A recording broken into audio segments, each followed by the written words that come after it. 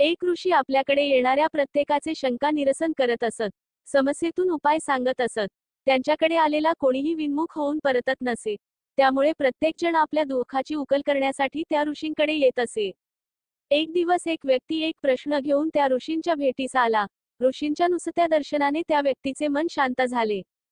ही मनःशांती सातत्याने अनुभवता यावी म्हणून त्या व्यक्तीने ऋषींना प्रश्न विचारला, भगवान, आम्ही संसारी माणसं छोट्या छोट्या गोष्टींनी त्रासून जातो. आम्हाला तुमच्यासारखं कायम आनंदी, कायम सुखी कसं बरं राहता येईल, कृपया मार्गदर्शन करा. ऋषी त्याच्याकडे बघून किंचित हसले. ते म्हणाले, यावर उपाय तुला आज नाही, उद्या देतो. उद्या सकाळी मी प्रभात फेरीसाठी जंगलात जाणार आहे, तेव्हा तू सुद्धा माझ्याबरोबर ये. त्या व्यक्तीला वाटले, उचित जागी, उचित वेळी ऋषी आपल्याला काहीतरी मंत्र सांगणार असावेत. त्याने होकार दिला आणि तो आनंदाने परतला.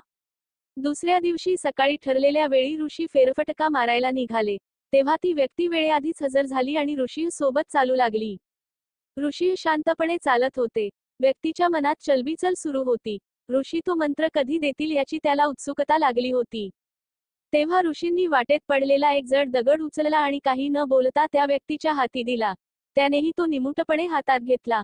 दोघे चालत राहिले. ठराविक अंतर कापून परतीच्या मार्गाला लागले. तरीही ऋषी काहीच बोलेना. त्याची चिडचिड होऊ लागली आणि दगड हातात धरून हात प्रचंड दुखू लागला. त्यात संयम संपला. तो म्हणाला, भगवान, हे ओझं आणखीन उचलवत नाही. हा दगड आता खाली ठेवून देऊ का? ते पाहून ऋषी हसून म्हणाले, अरे, तू हातात दगड घेऊन चालतोय हे मी केव्हाच विसरलो. तुला त्या दगडाचं ओझं होत होतं, तर कधीच टाकून द्यायचंच नाही का? माझ्या सांगण्याची काय वाट बघत बसलास?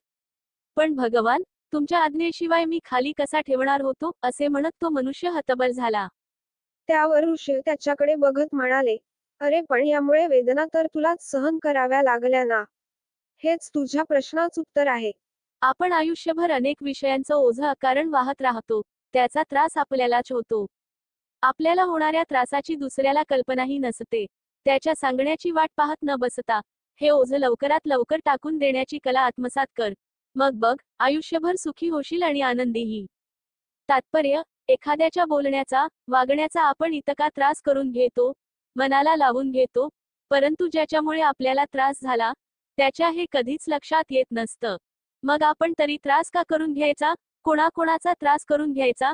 त्रासाच्या क्षणांमध्ये सुखाचे क्षण लोप पावत जातात. आयुष्याचा भरभरून आनंद घ्या. जे ओझं त्रास देतं, ते काढून टाका. प्रवास आपोआप सोपा होत जाईल.